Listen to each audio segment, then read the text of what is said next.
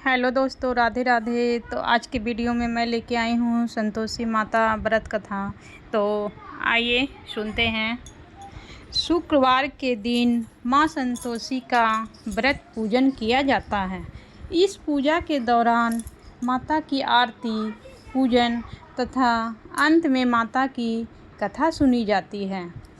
शुक्रवार के दिन की जाने वाली संतोषी माता का व्रत कथा आइए सुनते हैं।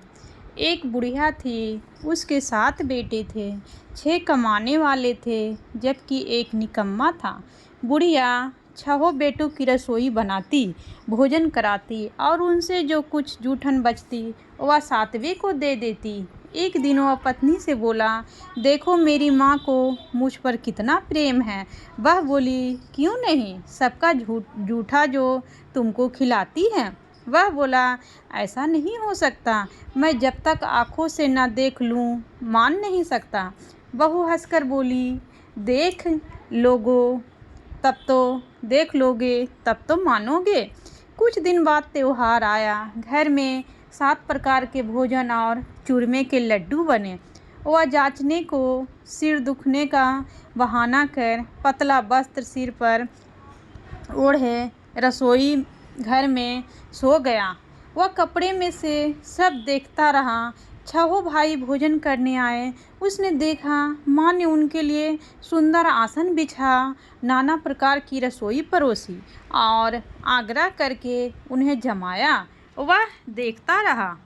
6 भोजन करके उठे तब माँ ने उनकी जूठी थालियों में से लड्डुओं के टुकड़े उठाकर एक लड्डू बनाया। जूठन साफ कर बुढ़िया माँ ने उसे पुकारा, बेटा 6 भाई भोजन कर गए, अब तू ही बाकी है, उठ, तू कब खाएगा। वह कहने लगा, माँ मुझे भोजन नहीं करना, मैं अब परदेश जा रहा हूँ। माँ ने कहा, कल जाता हो तो आज चला जा।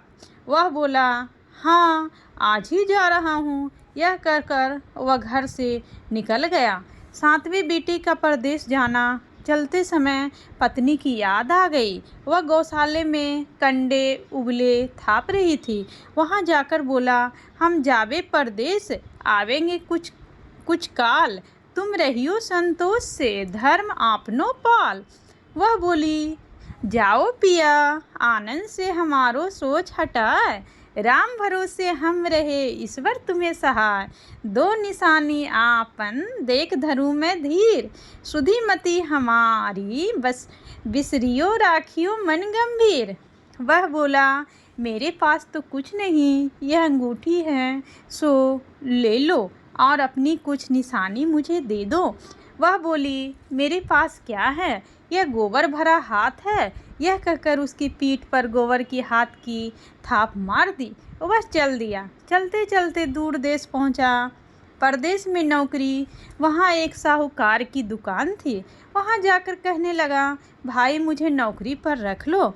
साहूकार को ज़रूरत थी, बोला, रह जा। लड़के ने पूछा, तनख्वाह क्या दोगे।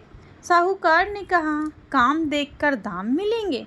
साहूकार की नौकरी मिली। वह सुबह 7 बजे से 10 बजे तक नौकरी पर जाने लगा। कुछ दिनों में दुकान का सारा लेन देन, हिसाब किताब, ग्राहकों को माल बेचना, सारा काम करने लगा। साहूकार के 7-8 नौकर थे। वे सब चक्कर खाने लगे। यह तो बहुत होशियार बन गया। सेठ ने भी काम देखा और 3 महीने में ही उसे आधे मुनाफे का हिस्सेदार बना लिया। वह कुछ वर्ष में ही नामी सेठ बन गया और मालिक सारा कारोबार उस पर छोड़कर चला गया। पति की अनुपस्थिति में सास का अत्याचार, इधर उसकी पत्नी को सास ससुर दुख देने लगे। सारी गृहस्थी का काम करा के उसे लकड़ी लेने जंगल में भेजते। इस बीच घर के आटे से जो भूसी निकलती उसकी रोटी बनाकर रख दी जाती और फूटे नारियल की नारेली में पानी। एक दिन वह लकड़ी लेने जा रही थी। रास्ते में बहुत सी स्त्रियां संतोषी माता का व्रत करती दिखाई दी। संतोषी माता का व्रत, वह वहाँ खड़ी होकर कथा सुनने लगी और पूछा, बहनों तुम किस देवता का व्रत करती हो और उसके करने से क्या फल मिलता है। यदि तुम इस व्रत का विधान मुझे समझाकर कहोगे तो मैं तुम्हारा बड़ा आसान मानूंगी। तब उनमें से एक स्त्री बोली, सुनो, यह संतोषी माता का व्रत है। इसके करने से निर्धनता, दरिद्रता का नाश होता है और जो कुछ मन में कामना हो सब संतोषी माता की कृपा से पूरी होती है। तब उसने उससे व्रत की विधि पूछी। वह भक्तिनी स्त्री बोली, 1.25 आने का गुड़ चना लेना, इच्छा हो तो 5.25 आने का लेना, यह 1.25 रुपये का भी सहूलियत के अनुसार लाना, बिना परेशानी और श्रद्धा व प्रेम से जितना भी बन पड़े सवाया लेना। प्रत्येक शुक्रवार को निराहार रहकर कथा सुनना, इसके बीच क्रम टूटे नहीं, लगातार नियम पालन करना। सुनने वाला कोई न मिले तो घी का दीपक जला उसके आगे या जल के पात्र को सामने रखकर कथा कहना। जब कार्य सिद्ध ना हो नियम का पालन करना और कार्य सिद्ध हो जाने पर व्रत का उद्यापन करना। 3 मास में माता फल पूरा करती है। यदि किसी के ग्रह खोटे भी हो तो भी माता वर्ष भर में कार्य सिद्ध करती है।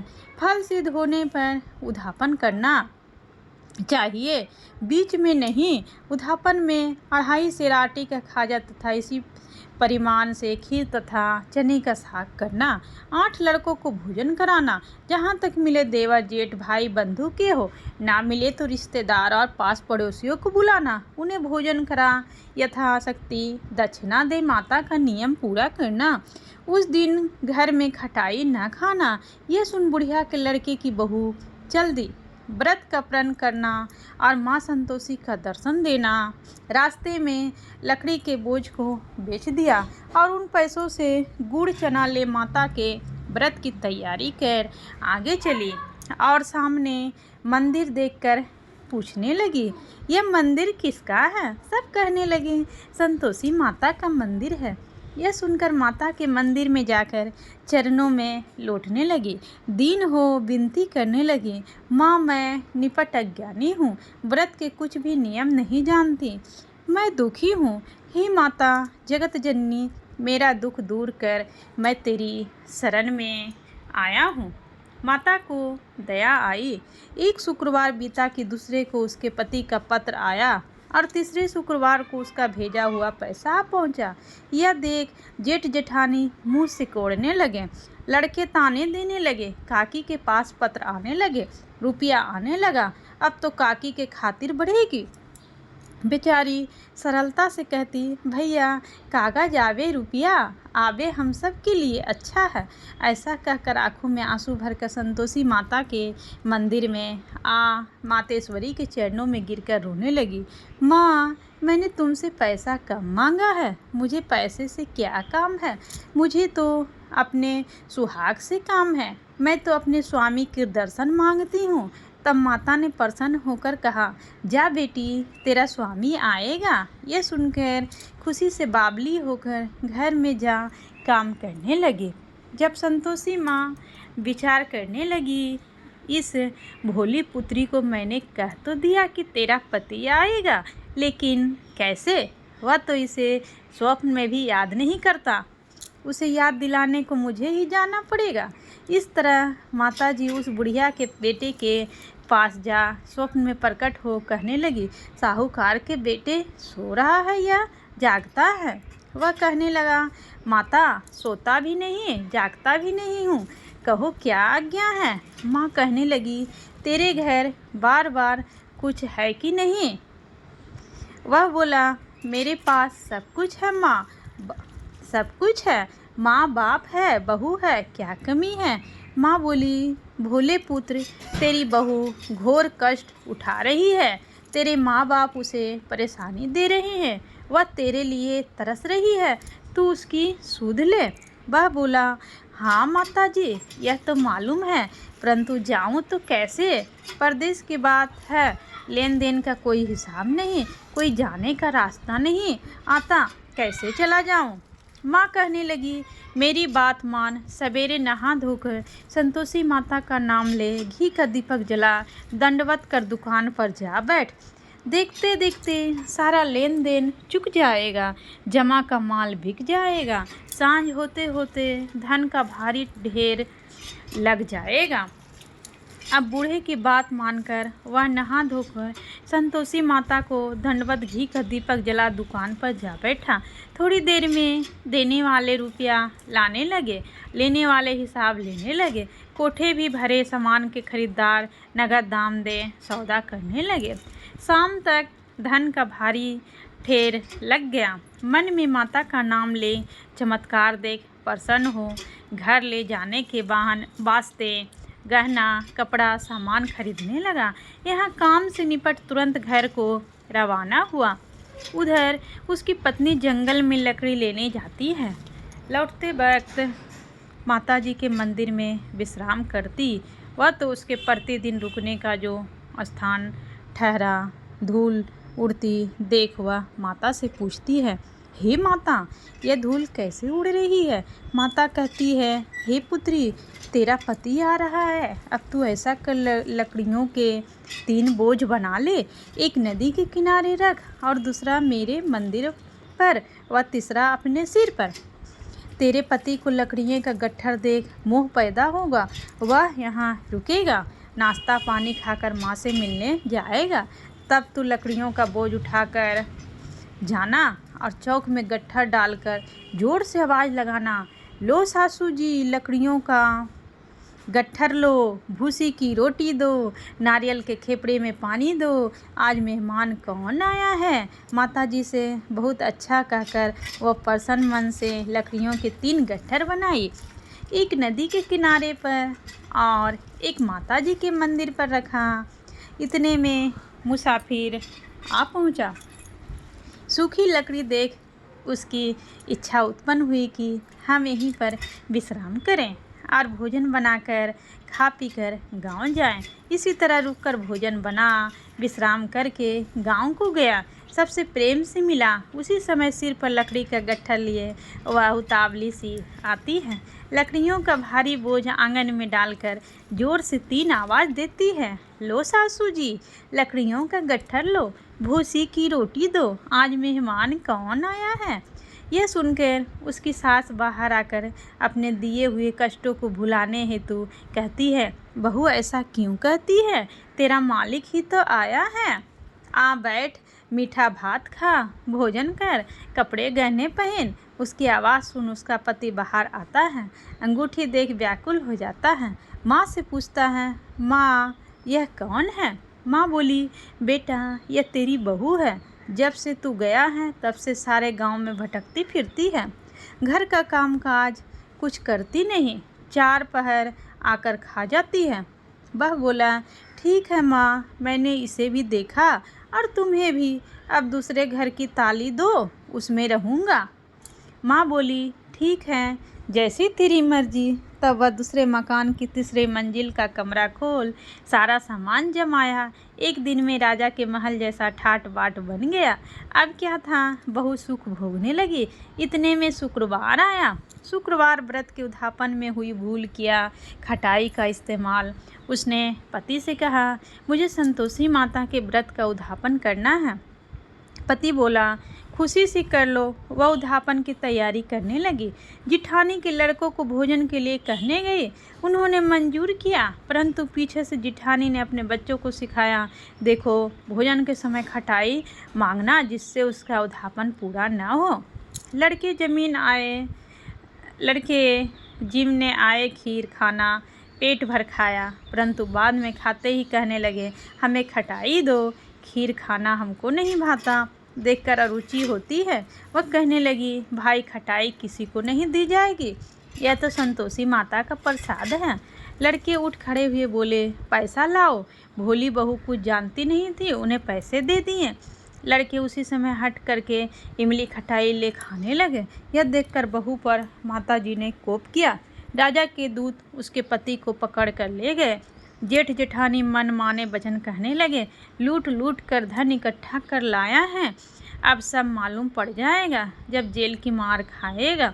बहू से यह सहन नहीं हुए। माँ संतोषी से माफ़ी मांगी। रोती हुई माताजी के मंदिर गई। कहने लगी, हे माता, तुमने क्या किया? हंसाकर अब भक्तों को रुलाने लगी। माता बोली, बेटी तुमने उद्धापन करके मेरा व्रत भंग किया है।